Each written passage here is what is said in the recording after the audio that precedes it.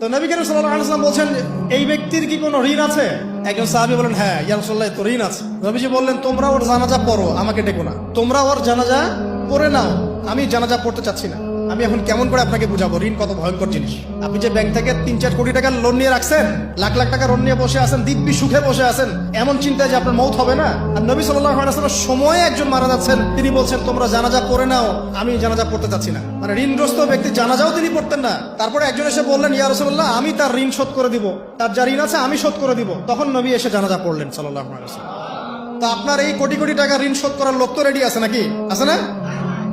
সমস্যা নেই, আপনার জানাজা পড়া হবে, আপনার মিলাদও হবে, আপনার একটা বড়সড় দোয়াও হবে ইনশাআল্লাহ। কিন্তু আল্লাহ পাক বলেছেন, শহীদ আল্লাহর পথে যুদ্ধ করে শহীদ হয়েছে, এই ব্যক্তির আত্মাও ঝুলে থাকে যতক্ষণ পর্যন্ত না তার ঋণটা শোধ করা হয়। এবার বলেন আমি কি বুঝাবো আপনাকে? আর কিছু বলতে হবে? তো এখন সেই দোয়া শিখাচ্ছি আপনাদেরকে, যে দোয়া শিখলে আপনারা ঋণ থেকে বাঁচবেন।